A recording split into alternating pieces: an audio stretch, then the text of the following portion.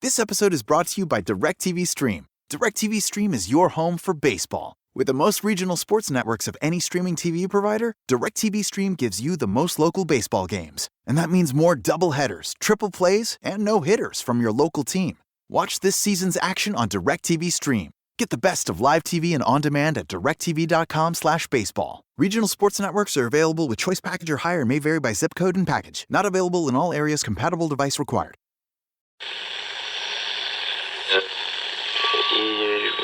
Empire.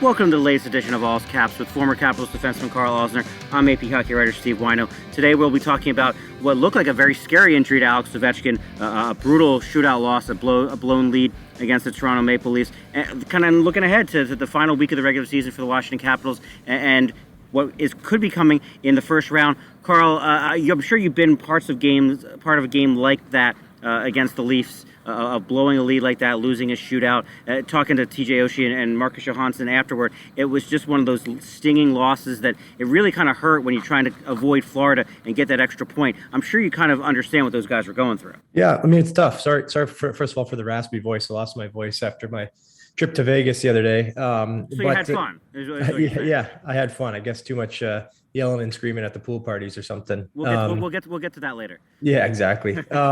But yeah, no, I mean, it is tough. It's good competition in Toronto, and all it takes is to let up for just a second. Plus, the other team turns it up a little bit.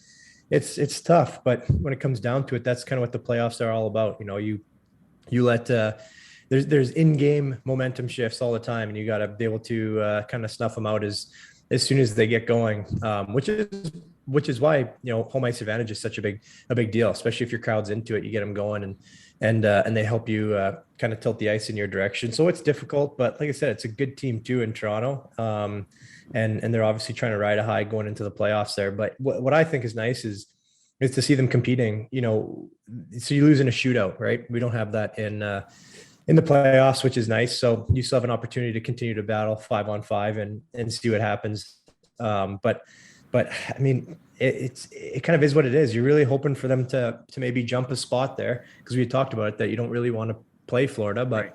At the same time, I mean, it would be an amazing challenge. Like, imagine you beat the Florida Panthers in the first round, like how good you'd feel after that. So well, then you got to play the Leafs or the Lightning after. That's the problem. Exactly. Yeah. So either way you slice it, you're in one. So it's you might as well, try and get the best team out of the way while you're hopefully the most healthy, although we don't know exactly how healthy the team is. Yeah, and the Alex Ovechkin injury, obviously, when it happened, it looked scary. I mean, he trips over Eric Shogren's stick, goes left shoulder, arm first into the end boards there. To me, it looked like immediately like a collarbone, dislocated shoulder kind of situation. And when he's slow to get up, you're worried. Yeah, it's tough to say, but what were the comments, the TJ Oshie comments after that? He said he's the toughest player he's seen battling through injuries. So he always is. He always has been, right? Yeah, he's gonna do whatever possible to be in the game. Yeah, I think he takes the Russian machine never breaks tagline pretty seriously. He knows how important he is to the team, so he's gonna find a way. Just hopefully it's nothing where if you continue to play that it gets worse, right? That's not something anyone wants to see. We don't want to see an off-season surgery for him. That's out of the question, in my opinion, at least. So you want to protect him as much as possible. But if he can play and he's not going to injure it further, then yeah, I would imagine of all people, he's going to be out there. So exactly.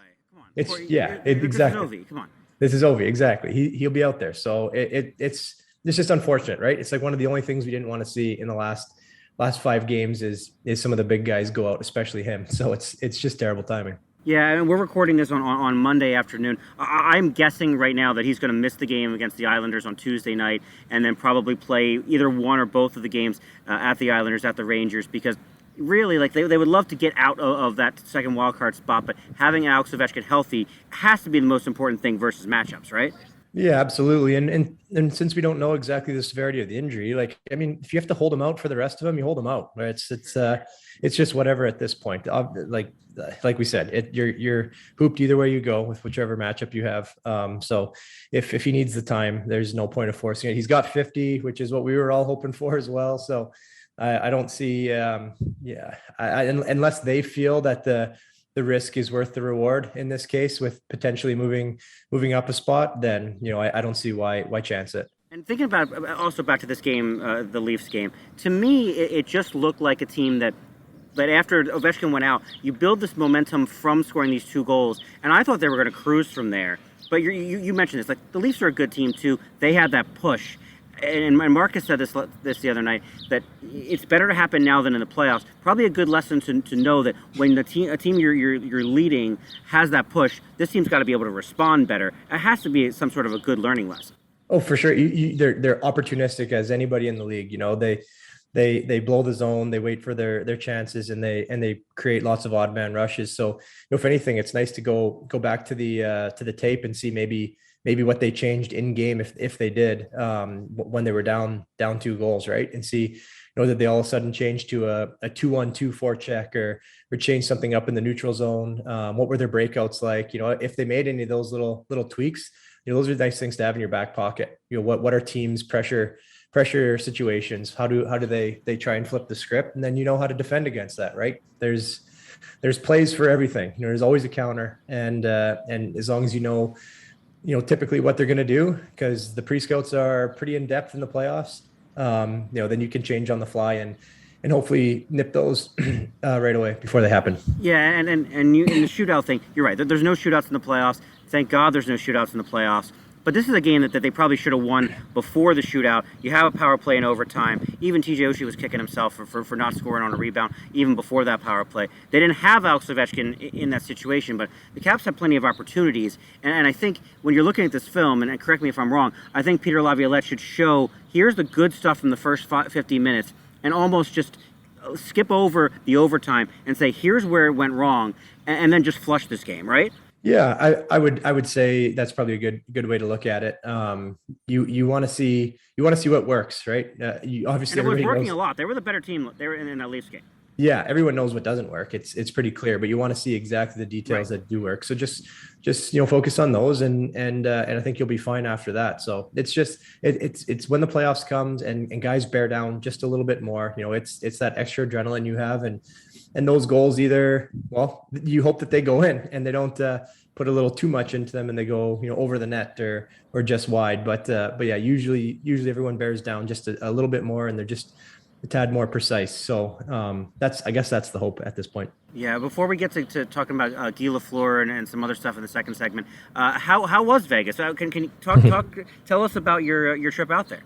Yeah, it was really good. So I was out there on behalf of the Caps with some of the suite holders and global partnerships with Monumental and Thundercat too, right? And Thundercat was there. Yeah. So that was the funny thing, is I didn't know if I was going to be going out as part of the Caps or part of Thundercat, because I guess I could play either way. So it was pretty neat though. It was a really good experience. Everybody had tons of fun. The game was phenomenal. Anybody who's been to Vegas to watch a game, especially a close game, realizes just how impressive it is there, and how much of a party every game is. And they do such a good job of entertaining the crowd. So yeah, that was really good. I gambled a little bit, didn't lose. You know what? I think I ended up pretty close to even, maybe down a couple $100, but I was surprisingly, I played blackjack, which I don't normally play because for fear of people getting mad at me at the table, but the dealer helped me out a ton, and I won a decent amount there and then lost it all.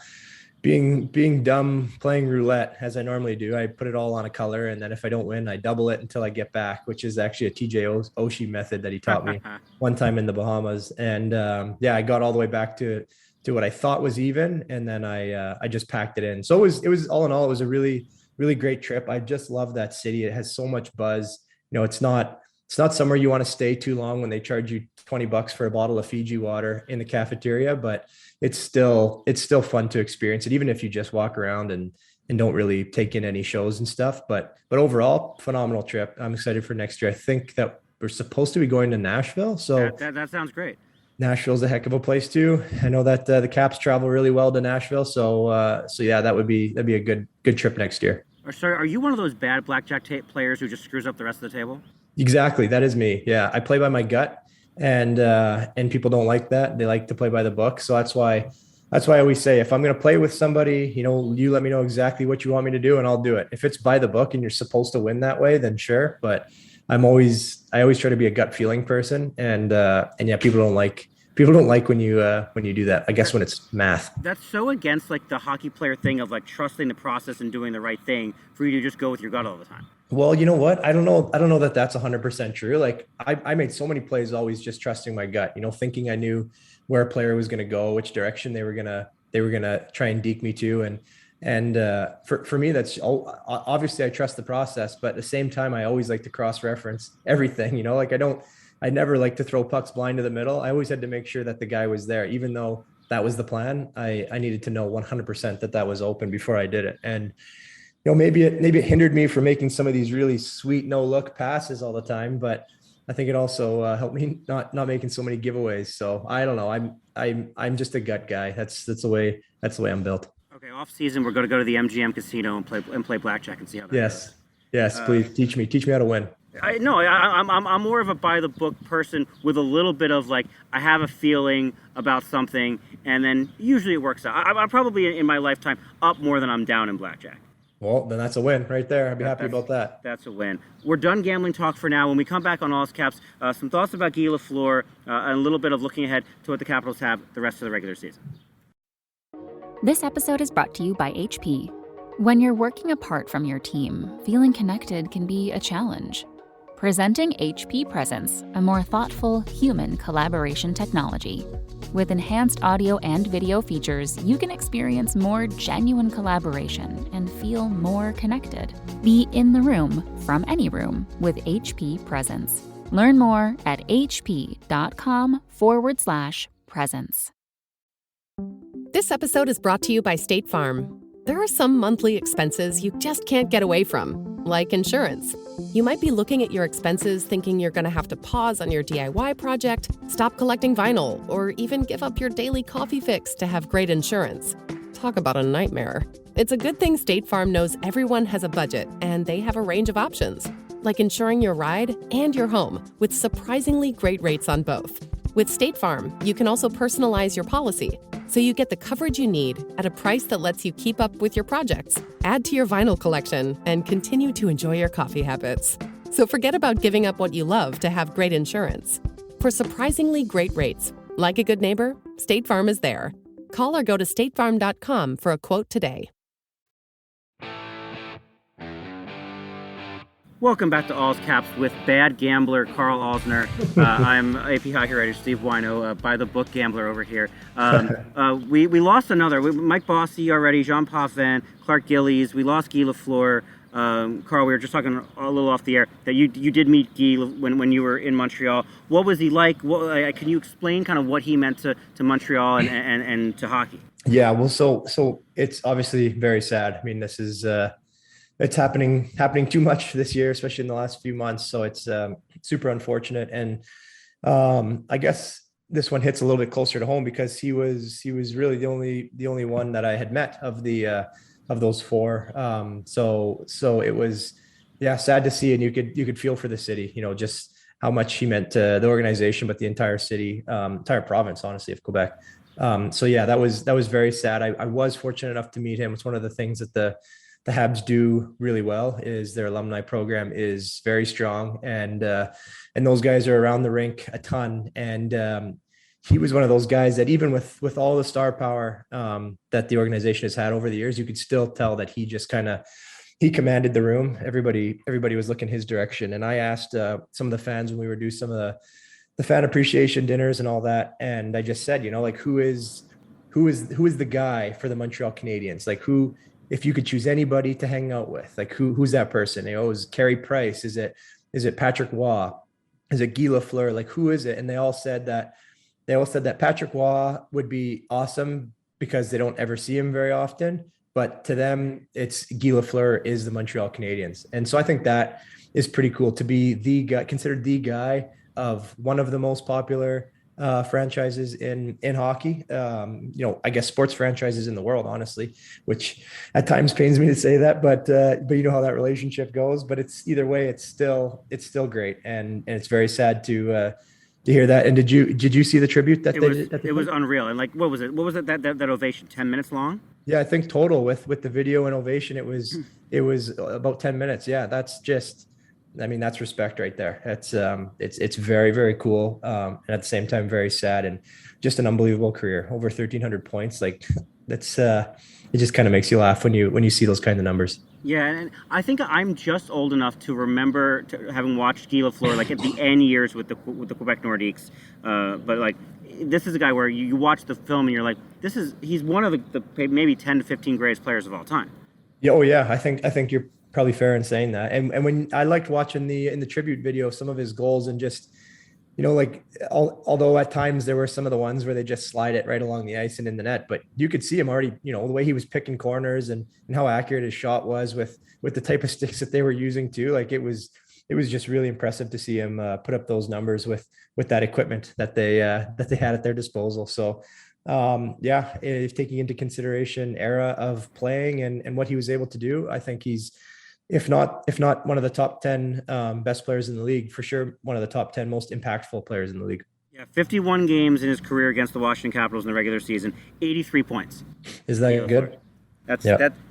And that's not even like the top 3 or 4 of teams he scored against. He lit up the Penguins for 101 points in 70 games. Holy smokes. Yeah, that's when you're licking your chops to play some of those teams every night. You're fired up about that. Yeah, and the Capitals did a moment of silence for Guy Lafleur the other night as well, before the Leafs game. It just feels like this is one of those kind of league moments where, like, no matter whether he played for the Capitals or not, there's a certain level of appreciation there. Well, absolutely. And I know this is maybe on a different level, but even just what the league is doing with Ryan Getzlaf right now, all the buildings he's been going to, shaking hands with the other teams and the referees and coaches and all that stuff. It's just, I feel like there's a lot of respect in hockey, and you realize which guys are the ones that have paved the way for you and have had, like we said, impacts on the game. And he's for sure one of those guys, and Getz is also one of those guys too. So it's just one of the reasons why I love the sport so much in the community. Players. We just did the Masterton nominee. Every market we do in the Hockey Writers Association, we pick a nominee for every team. Nick Backstrom is our guy for Washington, coming off the kind of the hip ailment, everything he was dealing with. Just how impressed are you by Nick and coming back from that? I know the surgery was many years ago, but all the off-season kind of work he had to do, the missing the first 28 games of the season. How impressed are you seeing Nick come back and be the player he still can be after all that? Well, yeah, it's very impressive because, this isn't a knock on Nick, but he's not a, like, I guess a good example would be like a Aaron Volpatti or a Tom Wilson, who are just those, you see them and you're like, well, that's a 5-sport athlete right there. They just, those guys that still work hard, but are also, very, very gifted. He's a guy that has to work really hard to get himself where he wants to be. And he obviously has the raw talent that takes him to the next level. But when you take somebody out with a hip injury, something that keeps you pretty immobile, it's hard to keep your speed and keep the quick feet going. And it's a good thing he's so smart with and without the puck, and has such good hands and vision that he's been able to survive while his body comes back to par. It's just a hard position to be in, but he's Mr. Evergreen. He's always there. It doesn't matter what season it is. He's green. He's ready to go. And that's what I've always found to be so impressive with him. I wondered about the Nick contract long-term, and maybe even Oshie as well. As it's not like him losing his speed as he gets older is going to be a problem, because it wasn't like he was a fast guy to begin with, right? Like this is a guy who, he's not going to lose his brain power. And when you talk about how smart he is, he can age pretty gracefully. He might be a third-line center in a year or two, but he's never going to lose that part of his game.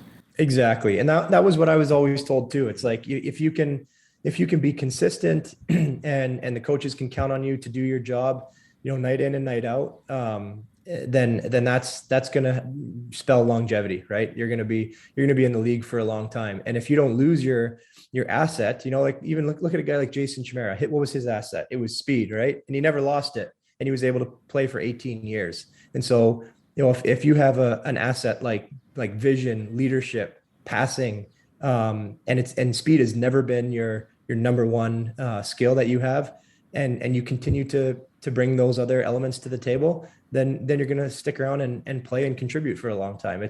He's in a great position where he's able to do that. And I mean, the Caps are lucky when a player goes to sign a deal and says, if I get to play with Nick Backstrom for another 8 years, I'm signing that deal every single day. That's a special player to have on your team. Yeah, and you don't think, and maybe people didn't think of him as a Hall of Famer all this time, but you're going to look at his numbers, and he's going into the Hall of Fame at some point. Well, yeah, and so the only knock is individual awards, right? But there's lots of guys that haven't got individual awards, but his numbers speak for themselves. Like, yeah, if this was just a current players voting on this, I think he would have won the Selke probably at some point.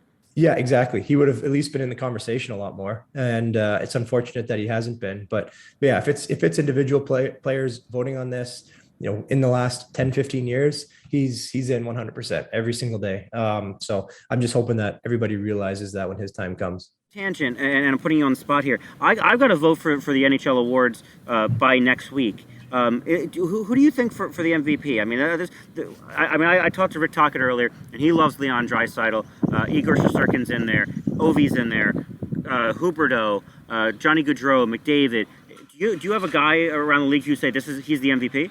Oh man, you know what? I had a weird feeling. You had a gut feeling that you were going to ask me that today. How about gut feelings now? Yes, exactly. It's tough because the two guys that immediately came to my mind were two guys you didn't even mention there, and one is Austin Matthews, because I think what he's been able to do is absolutely outrageous, and I don't think that Leafs team is anywhere near where they are without him, which is obviously what the MVP is all about. I think goaltending for sure is always a consideration there.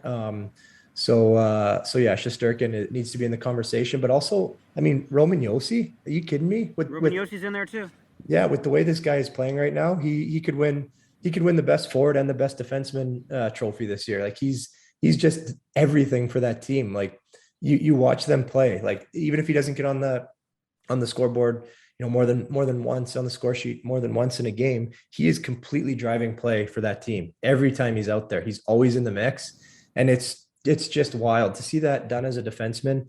I guess I have a bit of a soft spot for D-men when they excel, but man, I have a hard time. There could be honestly 7 different guys that could win that this year, but and we only get to put 5.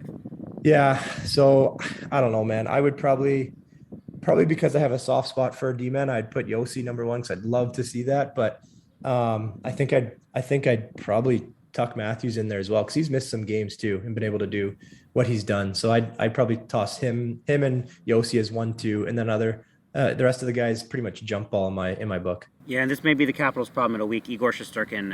I don't think the Rangers are anywhere without him this year. Totally. I think he's my guy. He's what Carey Price was to the Habs that one year, right? Cleaned up everything. It's when a goalie's having a good year, it's irreplaceable, and so I would definitely get it if people went that direction. Yeah, and I got some time to kind of marinate over these decisions for the next few days. When we come back on All's Caps, our final segment, not Carl's stupid questions this time. We'll have a guest and do that again later. But we'll talk about the road ahead for the Capitals, and again argue over who we think they should want to face in the first round. This is an ad for Roundup for Lawns. It kills weeds down to the root without harming your lawn. It works on crabgrass, dandelions, clover. It works on weeds with names you can't even pronounce. It's Roundup for Lawns. When used as directed, always read and follow pesticide label directions. This episode is brought to you by Clutter. Too much stuff and not enough space? Use Clutter's on-demand smart storage solution to store your stuff without lifting a finger. Their licensed moving professionals will pack, photograph, and pick up your items. And if you need to, you can use a personal online photo catalog to get your items back to your doorstep. Take back your space. Visit clutter.com/Spotify and get $50 off with the promo code Spotify. Welcome back to All's Caps with former Capitals defenseman Karl Osner. I'm AP hockey writer Steve Wino. Plenty of good awards talk. It's good to touch on Guy Lafleur. But back to the Capitals now. This is the final few games of the season. A couple games against the Rangers and the Islanders to end it, and then was going to be a tough first round series anyway. Other than Alex Ovechkin being healthy, what do you want to see out of this team at the Islanders, at the Rangers this weekend? Well, I mean, it'd be nice to see them, play a full 60 to their identity, right? The ground and pound style of game with a lot of physicality and all that. But I wouldn't be surprised also if they are a little bit cautious too with everything going on with the last few games of the season here. So I think what you don't want is to have any of those huge mental lapses, right? You don't want to have a 6-1 loss to a team where you just play terrible, although it sometimes can be a kick in the butt to the whole team if you do something like that. Maybe snaps you out of any fog that you might be in. But in my opinion, I think you want to see just solid hockey, playing to the identity, trying to execute everything that the coaches have been talking about, right? They may even want to try a couple things leading into the playoffs that they haven't had the practice time to work on. So it's, to me, it's just play good hockey right now. Just don't go in there and throw your stick on the ice and forget about the game. But that's just the way that I look at those last few games. So the line combinations right now, and this is Eller and Mantha have been good together, and kind of you're moving around kind of Oshie on that line, Wilson back with Kuznetsov and Ovechkin. What do you like there? What do you want to see Peter Laviolette try? Oh man, it's hard with the lineup, right? Coaches love to tinker with them, and they're always looking for that silver bullet, right? They want to see which one is just going to work amazing. And as a player, like I don't like that. I understand why they do it, but I would really love to see them just give time to one, each guy get a line and then let them play that way. I totally understand switching it up, come the third period when you want an extra spark or whatever, but guys need to figure it out on their own. And I think that's the way that I like to do it. So I really, really loved that the tall line. I don't know what you want to call them, the Mantha, Wilson, Eller line. Those big guys, I loved seeing them run around out there and putting pressure. I loved seeing Sherry up there on the top line as well. With you like Sherry up there. I do like Sherry up there, yeah, with Ovi and Kuzi. I think he's pretty deadly around the net. He works hard. He forechecks. He goes to get the puck, and if it's not him that's bearing in tight, he's able to get it to Ovi to do that. Whoever else is that third guy high. So I like him on there. I think he brings energy every single game too, which is something that a top line needs, because they aren't typically the ones that are like, get out there and crash and bang and create momentum like that. But I think he brings that to a top line. So I think that's a nice fit. But then, the question is, where does JoJo slot in? And then things do get complicated. But I think whatever happens, I think you need to let a line kind of run with it for a little bit longer than one game, even 2 games. Like, let them. And we don't have that luxury right now because we're down to 3. But I guess that's what the season was for. Yeah, and if Alex Ovechkin's not playing, I think temporarily you throw Connor McMichael on that top line. But to me, your game 1 lineup is ideally, I do think Connor Sherry up there with Ovechkin and Kuznetsov. I like the idea of Marcus with Nick and TJ, and then Eller Mantha. The Eller Mantha Wilson combination worked so well, and I know it's a really big line, but I think if you have that balance and then the usual Larson, Dowd, Hathaway line, I think that works pretty well. Yeah, I think so too. And if you feel like you need even more momentum or a little bit more grit on the top line, then you can switch in Tom there and have him throw his weight around a little bit. But I think that's a pretty nice balance of lines. Maybe you might need to change up that second line a little bit at some point, because I'm not really sure exactly who you. Yeah, I don't know if you want Nick and TJ playing together, but that's the problem that the Peter Laviolette's having right now is that's a really small line when it's Marcus on one wing and Connor Sherry on the other one. Yeah, exactly. That's I'm not too sure exactly what their feeling is in the coach's room about about that line, but there's obviously tons of talent on it. But I guess you're going to have to see what kind of matchups you're getting. Who are they going to be matching up them against, and if they're going to put a ton of speed and stuff against them, maybe with some size, then you might think about breaking them up a little bit, because that's that's what teams are going to be looking to do. Yeah, and I think much of this is going to be matchup dependent, right? I mean, you play the Florida Panthers, and you see the depth that they have forward, and like a Sam Reinhart on the third line, and you got to match up against Barkov, you got to match up against Giroux. It's a little different than maybe the Rangers, where you got some younger players to deal with, and you only have to stop Chris Kreider, or the Hurricanes, who have been struggling lately. I think a lot of this is going to depend on who the Capitals play. It will, for sure, and they'll figure out all those matchups. I'm sure. Honestly, I bet they've already figured out a lot of those now. They've probably cut all the clips and have the scouts ready for every team that they could possibly face. That's the way they do things there. They're always super prepared. Brett Leonhardt there is the video coach, assistant coach, and he is just dialed into everything.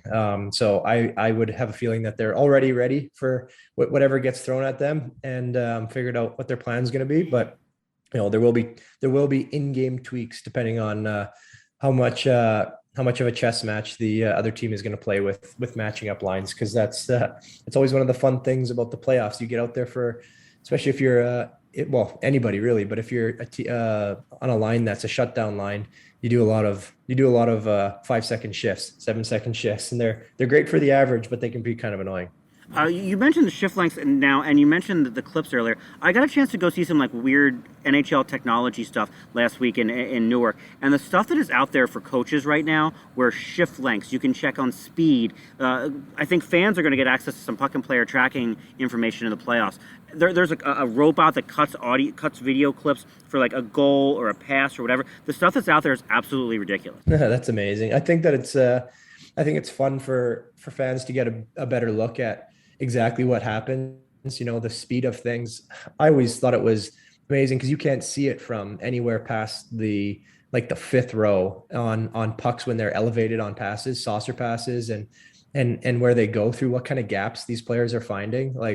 The more details that they can make public to the fans on what's happening on the ice, I think the better. And then in terms of the coaches, they have so much information at their disposal, and the really good coaches and coaching staffs use all of that, and they find a way to beat teams. The one year when it was the first year when Trotzy came in with Todd Reardon and Lane Lambert, they joined up with Foz. We all of a sudden had all this info, and I'm like, where the heck did this come from? How did you guys get all these stats? How we were on zone entries, for and against, and typically where we were beat, middle to the side. I'm like, was somebody doing this manually? Because if they were, they deserve an award. And all that stuff is broken down, and it's up to the team what they do with it. And so I think the good teams are the ones that really find a way to game plan against other teams, and they're typically more successful. Yeah, and all this data, it can be a lot to wade through. What I'm always curious is as a player, you almost don't want that information, right? To me, this is always the analytics people should find this and the data and try to translate it to coaches, and it's the coach's job to translate it to players, because as a player, you don't want to be inundated with all that information, right? Oh no, not a chance. Most guys will just shut right down, and they won't ever look at it. If you were to do exactly what you said there, find a way to break it down and just relay it at a really high level, and don't get into the weeds, then that can benefit the player that wants to know that stuff, and the guys that don't want to know it, they'll just leave it. It doesn't hurt them, right? Yeah, exactly. You throw it up on the board, and players can go and check it out when they want to check it out. It's what we did in Wash all the time. We'd have all of our systems on the board, all of their systems on the board. There'd be video running of their breakouts, their face-offs, neutral zone forechecks, all that stuff. And the players that really wanted to sit down and take it all in, they would sit down and take it all in, and the rest of the guys would just remember what they remember from the earlier pre-scout. So I think you got to give all the players as many options as you can, and then let them learn the way they learn. Right. One last thing before we let you go and enjoy your vacation, your spring break vacation to Florida coming up. It still looks like it could be less likely Carolina, unfortunately, for the Capitals after that loss to the Leafs. But Rangers, Panthers. I'm going to take Carolina out of this because of Freddie Anderson. If you're the Capitals right now and you can pick your opponent, do you want to play the Rangers or the Panthers? I would probably want to play the Rangers because I'd rather go up through the Metro than through the Atlantic, right? Yeah, I think that's exactly the reason why. Yeah, that'd be my choice right there. I mean, we did say that you're gonna have to face a tough opponents either way, but I would rather stay in the Metro for right now, and I think that the matchups are a little nicer there. I started talking to folks last night. I was like, if you get Carolina and all of a sudden Freddie Anderson's hurt and you get through there, and then maybe Igor Shesterkin cools down and then you get through there, and then maybe the Panthers or whoever's beaten out, the Lightning are tired, and you get them in the Eastern Conference Final, you can talk yourself into a long playoff run if Vitek Vanecek is playing well and you get the right matchup. Shoot, that's what we'd always say after game one of the playoffs. We're winning everything. You know, we've won the first game, we've won it all, and then obviously, and then things change right away, and next thing you know, you're in a game 7. So everything's going to shift every single day with every match. So I can see a path for sure, but someone's going to get hot. You know, let's just hope it's not a Halak situation, and that they'll be able to find their way through. Well, unless Vanecek is Halak. Unless Vanecek is Halak or Samsonov is Halak, we'll take that. Otherwise, let's leave Halak out of this. Yeah, I know that's a bad name to bring up. We'll leave it on that note. Thanks everybody for listening, and we'll talk to you later this week on Lost Caps.